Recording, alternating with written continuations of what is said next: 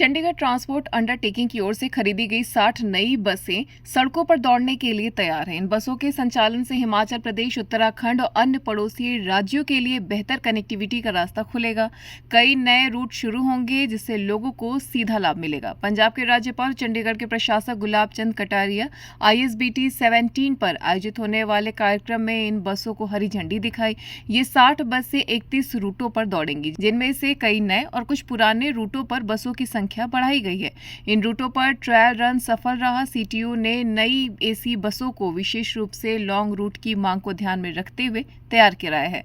ये बसें चंडीगढ़ से कई लोकप्रिय स्थलों के लिए साथ साथ अन्य कई नए रूटों पर भी संचालित होंगी।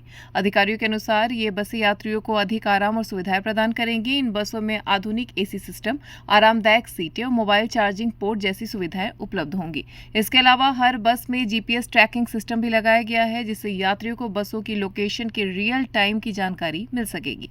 वहीं CTU के डायरेक्टर प्रद्युमन सिंह का कहना है कि नई बसें न केवल यात्रियों के लिए आरामदायक होंगी बल्कि यात्रा समय को भी कम करेंगी। पहाड़ी क्षेत्रों में यात्रा करने वाले पर्यटक और स्थानीय यात्री अब नई AC बसों से अपने गंतव्य तक तेजी और आराम से पहुंच सकेंगे। बता दें कि चंडीगढ़ ट्रांसपोर्ट अंडरटेकिंग की नई यह बसें डिपो नंबर 1 की पुरानी 60 बसों को रिप्लेस करेंगी। CTU ने 12 मीटर की अल्ट्रा लो फ्लोवर की 100 E बसों के लिए PMI के साथ समझौता किया है।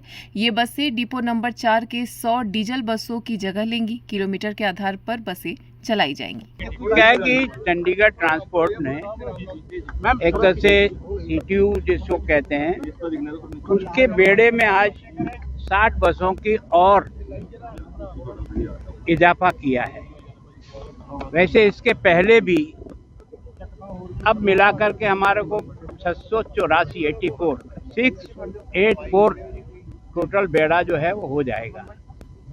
इससे कारण से जो आसपास के स्टेट में हमारी गाड़ियां जाती है उसमें भी इजाफा होगा, यहाँ के लोकल में भी इजाफा। ये सारी की सारी एक तरह से डीजल बेस है। हम कोशिश कर रहे हैं कि डीजल बेस से हट करके कम से कम चंडीगढ़ में हमारी सारी बसें वो इलेक्ट्रिक बसें आए। 80 बसें इस बार हमने लगा दी। उसके कारण से हमको लगभग 29-30 लाख लीटर जो है ना वो डीजल बच रहा है।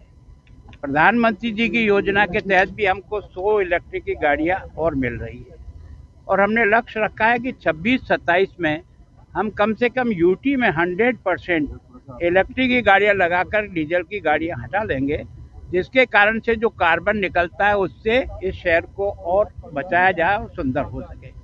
तो मैं सोचता हूं कि इतनी बड़ी एक साथ गाड़ियों की बढ़ोतरी करना, और आज का शुभ दिन ऐसा है कि उधर महाकुंभ प्रारंभ हुआ है।